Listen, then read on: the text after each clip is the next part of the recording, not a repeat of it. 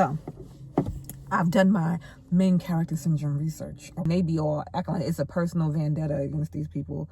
Like, child, you do not know them. Don't play side. Don't play back. Don't pay none of that. Let's talk about it. All right. So I had put up a video about,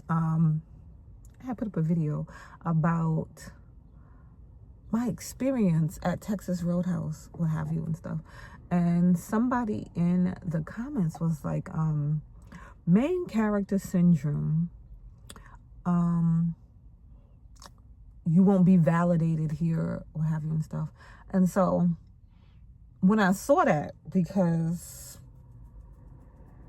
I never really looked into main character syndrome, but first I was just like, I don't need to be validated with my opinion on what happened. It was, I didn't need any validation on that. But what I was talking about was, I looked up the main character syndrome, because I'm like, what the heck is that? Whatever and stuff. Aren't you supposed to be the main character? And then I looked it up, what have you, and so it's a thing. I'm thinking it's like replacing self-centered or something like that. But my thought was, when you're telling a story, aren't you the main character? Like, what else would you be in a story that you're telling about something that happened to you, your own interaction, your own experience? What else would you be besides the main character? And then I thought about it even more. I'm like, shouldn't we all be the main character? Do you get what I'm saying? In your life, aren't you the main character? And then I've seen like a lot of videos on like YouTube and whatnot and stuff, and they were like, basically saying don't have main character syndrome. But to me, that's crazy. That is crazy. So in my life, I'm supposed to play a supporting role when I'm telling a story or interacting or something like that. I'm not telling a story about an interaction or something like that. I'm supposed to tell it as somebody on the side and not the main character. That baffled me, that confused me. So I wanted to talk about it and be like, so what are we doing right now? Are we being supporting characters in our own life? Anyway, my thought is that you should always be the main character in your life. If you sit back and lay back and play to the side and you play the supporting, like, there's times when you need to be the supporting role when somebody else is the focus. But like, so somebody's going through something tough or something like that and stuff. No, that situation is not about you, but in your life, in your day-to-day life, in your day-to-day, if you're telling a story, especially telling a story, like, child, we on the internet telling a story. What else could I be but the main character in that? That was just weird to me. I wanted to know what are we doing? Are we not being main characters? I don't know. That's like, so, yeah, went rolling. That is so weird to me. I just thought that was a weird comment. But the internet is a weird place where people just, they look for things to say, look for things to complain about with other people. So everything is a problem. So I had looked up main character syndrome just so I could be clear to see if I had it. And two, I don't know how somebody would try to gauge that from a 2-minute video talking about how I enjoy the food and all that and stuff like that. But they're insecure, all this other stuff, what have you and stuff. I think what they should do is stop giving things titles. I don't think that's like main character syndrome. Because like I said, I do think you should be the main character in your own dang life. If, like, why would you push yourself to the back, to be in the back of to be a supporting actor in your life? If we're talking about in other people's lives and everything, like I said before, you're not the main focus in somebody else's story. You don't want to take away from somebody else's situation. Like, I wouldn't walk into a birthday party and be like, I'm here. Like, you get what I'm saying? But I do think that main character syndrome isn't what we should be calling it. You get what I'm saying? I don't know. I think it needs like another name or something like that, because I don't know. Being insecure and main character syndrome. I don't know. Like I really don't know. I'm really baffled here as to, but like, okay. So wait, I'm gonna take some notes. I'm gonna take notes. I got a pen. I'm gonna refer back to I know I got a pen. I'm gonna refer back to the video that I watched, and I'm gonna write down everything that is. I'm gonna refer back to the video that I watched, and I'm gonna write down everything that is said about what main character syndrome is, so that we could get into psychology now, right? We should have a session about that, like psychology now, maybe. I don't know. Could be a thing, but I'm gonna write down all of the things. But oh, the video that I watched too, they was like referring to Carrie, Sex and the City. Love that. Me, Carrie she could, but again, I wouldn't call it main character syndrome. I don't know. I would call it something else. I don't know what else we should call it. But we do love Carrie because Carrie could dress. Honey could dress. Yeah. Yeah. But anyway, I'll be right back. So, I've done my main character syndrome research. Okay. So, first, she said, these are the 3 traits that you are main character. You're self-entitled, insecure. Oh, my Carrie. Our friend Carrie. But self-entitled, insecure, immature. I might be immature because, yeah, I might be immature. But that definitely might be me. I don't think the self-entitled part, I don't think that could be me, because, and again, this person that gave me this title from a 2-minute video, but self-entitled, I don't know. I feel like, I don't know, maybe whatever. I don't think I'm self-entitled. That I don't think. Insecure. I still think I'm that ish. But I think since I gained weight, I definitely do have some insecurities since I gained weight, because I was watching another creator talking about how when she was younger, she was always thick, like she was plus size, what have you, and stuff, and just like her experiences with being plus size, all of her, like a good part of her adult life and her youth, but that was never a thing for me. So now, and I just now being plus size, it's like a whole different world, because in a lot of times in reality, sometimes I don't even remember that I am until I want to go get an outfit or do something like that. And then it's like, so I might have developed some insecurity. No, I did, right? We just said we did, right? Not might, we did. All right. So those are the 3 traits: self-entitled, insecure, and immature. And then we were talking about, referring to her video, we were talking about Carrie. So with Carrie, all of her problems were the forefront and everybody else's problems. So she made all of her problems everybody else's problems. I don't think I do that.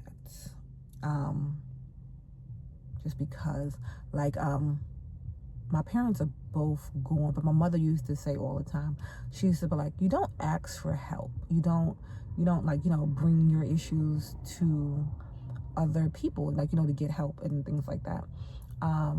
So if anything, maybe I should. I don't know. But anyway, that's what she said. Okay. So then she delved into it some more. So she says, you think the world revolves around you. Okay.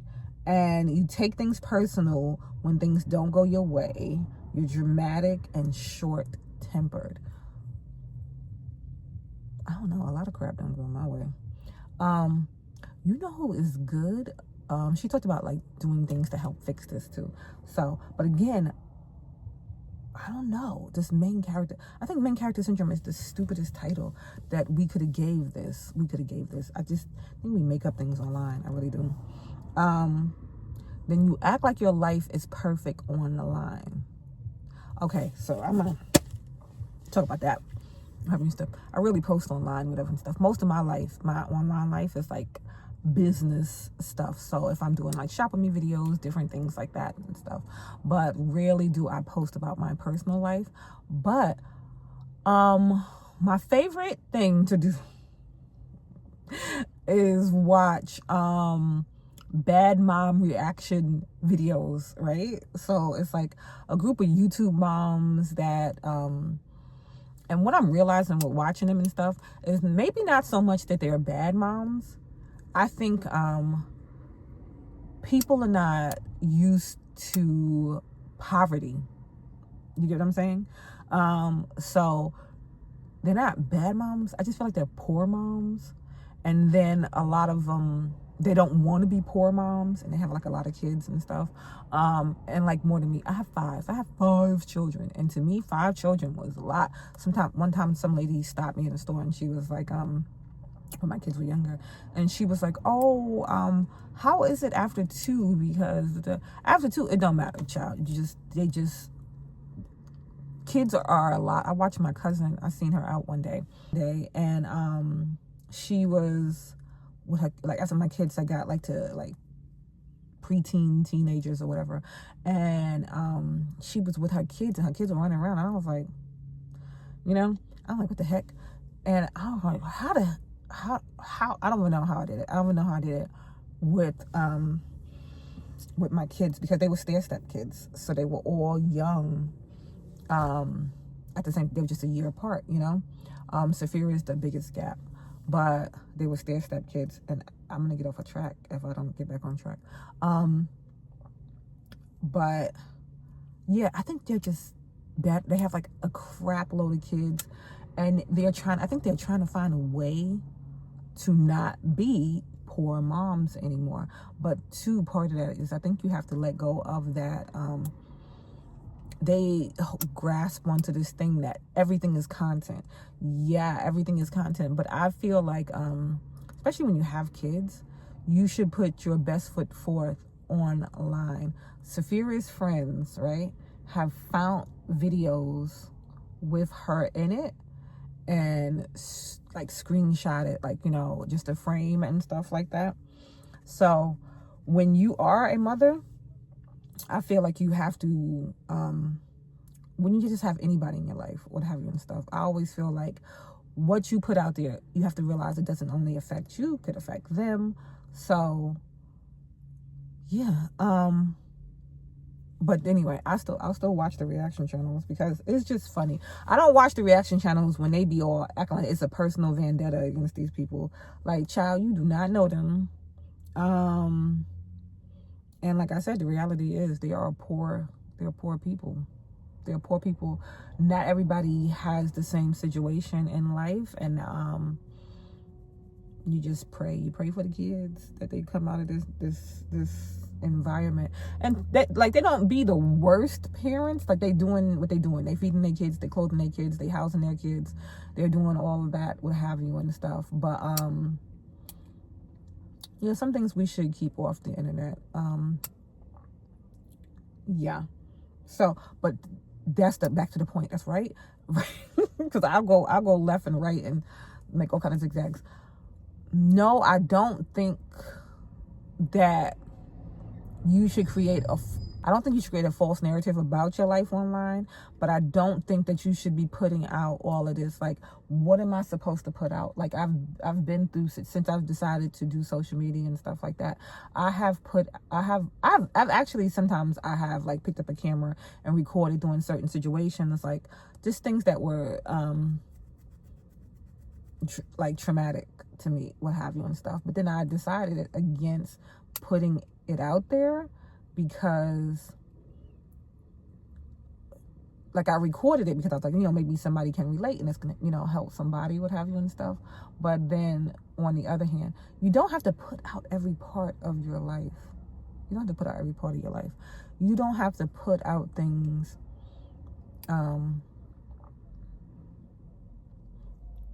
that can not only affect you, but they can affect others, you know? Like when dealing with loss and grieving and different things like that, you have to, like, I've like thought about, like, you know, making y'all my video diary, what have you and stuff. But then I think about it and stuff, and I realize this grief is not only affecting me, it's affecting other people. So then what if they come across this? And maybe that's not, you know, something that they wanted to see right at that moment, you know? So I do think that not the perfect life, but you should stop putting out crap. Stop putting out your nasty house. Stop putting out your relationship issues, your husband cheating on you every other 2 weeks. Stop putting out your drama with your mama. Stop putting out your kids' business. Stop it. Stop putting out a lot of unnecessary stuff online. So yeah, not so much don't be perfect online, but not everything is for online. Not everything is content. Stop believing that crap that everything is content. Not everything is content. Stop it. Then the next thing she talked about was, she was like, fishing for validation online because your life is not perfect. Definitely not me, because I don't give a crap. When I come to record something and I say something, and I know on the internet you're not supposed to be alleged and all that and stuff like that, but if I say it, that's what I felt. That's what I felt. I don't need nobody else to confirm it for me. So yeah, definitely not that. Not good with taking criticism, right? Me making this video would be like, I'm not good with taking criticism. Because I made this video. It would lead one to believe that I'm not good with taking criticism. But I'm making this video because it's just weird to me, because I didn't understand. I really didn't get it. So, I just wanted to see, because this is, I'm not looking for validation. I'm looking for somebody else's opinion in this. One, I think we should rename it. It shouldn't be main character syndrome. Two, should it be main character syndrome? How are we, I can't even say diagnosed, because it's not a real medical condition. Whatever stuff is not a mental issue or something like that. But what are we doing? Hold on, this child calling me. Okay. So anyway, she's bugging me. But anyway, okay, so then the last thing she brought up, she was like, with the main characters, and so the next time you think about telling your boss off or something like that, remember, you're not in a movie. I live my life in a movie then, because like, I'm not going to tell my boss off for something silly. But oh my God, I have so many work stories. I thought about doing like story times and stuff because I feel like sometimes the office space can be such a toxic space. But we too grown, because if you've ever worked in an office, you know, we are too grown for all of these issues. So if I feel like somebody need to be told something, I don't care who you are, you a supervisor, you're not a supervisor, I'm going to tell you. And it doesn't have nothing to do with main character syndrome. It's this, you're not going to play with me. You're not going to play with me. They don't pay me enough for that. They don't pay me enough for that. They don't pay me enough. But, yeah. So, we went over our notes. Self-entitled, insecure, immature. Self-entitled, insecure, immature, main character syndrome. Do we think this is a real thing? Do we think we just get bored and we make up? Do you think we just get bored and we make up titles for people? Do you think there was any... Let's validate this person. I forgot their name. Maybe I'll find it. But do you think they have any validation. Why like my eye is drooping? You see this? I don't know. I'm always, what the fluckety bluck? I don't know if I'm going crazy. Tell me if I'm like, am I going cockeyed? I feel like this eye is centered and this eye is drift. Am I crazy? Like I'm trying to look at the phone. Is that one? No, it moves. Okay. Have I been looking cockeyed this whole time? But anyway, insecure, insecure, immature, self-centered is main character. Are you the main character in your life? If you're not the main character in your life, I'm gonna tell you, be the main character in your life. Don't play side, don't play back, don't play none of that. Don't play none of that in your life. Be the main character in your own story.